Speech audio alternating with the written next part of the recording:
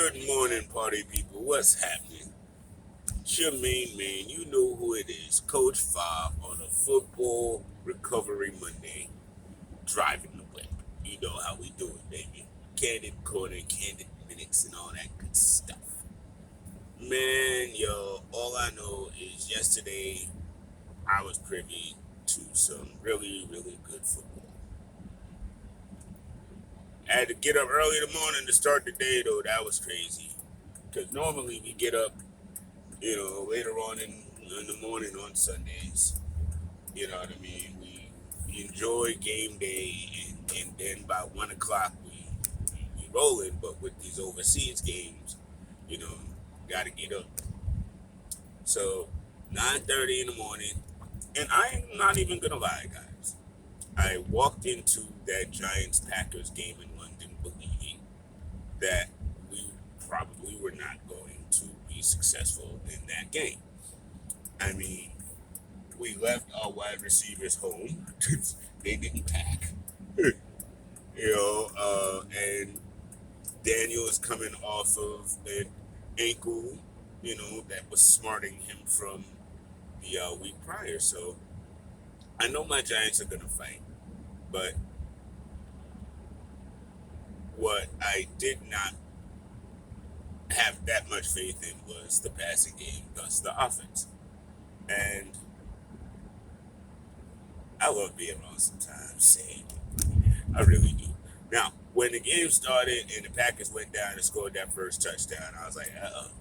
Then we come back, we scored the field goal. I'm like, listen, just put points on the board. Good, good, good. And slowly but suddenly, and it looked like Saquon, honestly, it looked like Saquon got tired of it. It looked like he got mad. It was like, listen, we can't, no. We're not going to be going back and forth and stuff. And then he decided to go ahead and do his best to take the game, in his hands. And then his compatriot and his buddy, Daniel Jones, decided to do the same. And I did a quick video yesterday about my feelings on the Giants quarterback, thus my quarterback. And, I'm not moving away from those vibes yesterday. No, he is our guy. He's proven that. It's time to stop talking about is Daniel Jones a quarterback for the NFL, blah, blah, blah, blah. The answer to that is emphatically yes. Now, what we need to start doing there, Joe Shane, I see you and Coach was dapping it up and your brother was going to blow head and all that yesterday, and that was adorable and stuff. But get this man some wide receivers, please. For real. We're 4-1, but listen, I don't want to hear none of that. We're the worst 4-1 team. Stop. 4-1 teams are not bad. So, you can't really keep running around with that. Now, the thing is, 4-1 teams can get reversed if there's no wide receivers for the quarterback to throw to for the entire season. We can't keep makeshifting our offense. It was good to see Darius Slay finally, start catching some balls and being involved in the offense because we definitely need him, Richie James and stuff. But again, we need a wide receiver that defenses have to worry about or at least account for. Right now, we don't have that. And I'm hoping when Wandell gets better, he can eventually become that. But he's a rookie who hasn't played a snap in the NFL yet, and we're going on 5-6 weeks now. So I don't know how impactful he will be once he begins, his NFL career on the field. So Joe Shane, get us some wide receivers, please, and stop tripping. Can't do magic forever. Speaking of magic, them damn Jets, boy. Garrett Wilson is real. Sauce Gardner caught his first interception yesterday. That running game is strong. Michael Carter had 2 1-yard touchdowns. Breece Hall had himself a hell of a game. Topped it off with a touchdown. It's weird though. It's like Breece Hall is the bell cow and Michael Carter gets the touchdowns. He doesn't get a lot of runs, but he gets a lot of touchdowns. It's crazy. And, you know, Zach Wilson is going to be Zach Wilson. I think he's all right. You know, once he has, he has to get comfortable. You know, and it's hard to get comfortable when you've been out for as long as he has. But that win, and I gotta say though, that win is partly on the Jets, but it's also partly on the dysfunction of protection. Man, Miami started off 3-0 and looked so strong. They looked dangerous going into this season.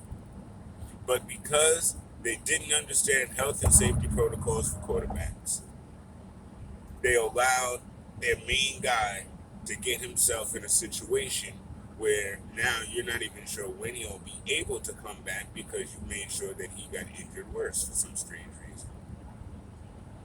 And even though, you know, it was just out of precaution with Teddy last night, it's funny though.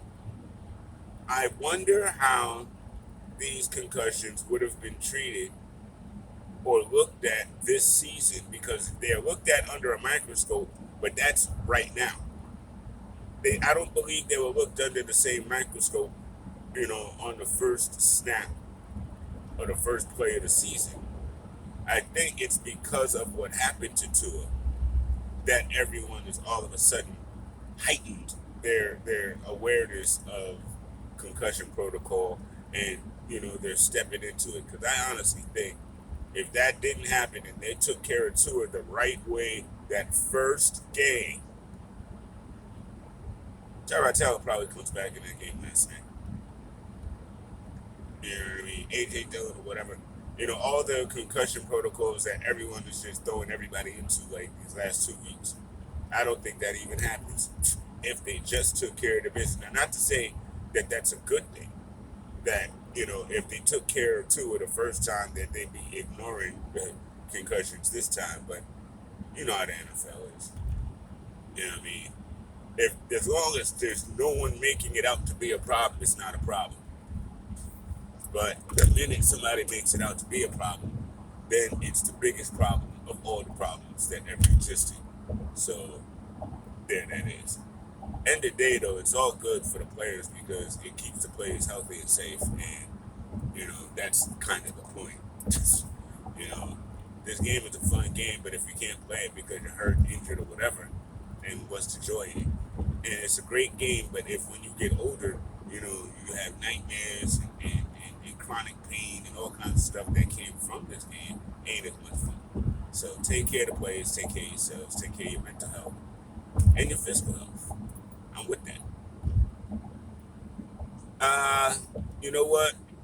I'm already on the 8-minute side of this video, so I'm going to wrap it up with Jets and Giants right now. But stay tuned to the Candid Corner. We'll probably jump on either tonight or tomorrow and go over the rest of the league and all the other news that's popping. The Yankees are starting their playoff series this week, and the Mets are done, and that sucks. And I'll get over that, and then I'll have some positivity about that too. But for right now, that part is what it is. I had to sit in the basement for a little while and think last night. It was sad. But I love my Mets, and you know, it was a hell of a season. It was a hell of a run. It just didn't end the way we wanted it to end, and that's real. All right, y'all. I will talk to y'all soon. Have a great Monday. Set it off on the left, y'all. Set it off on the right.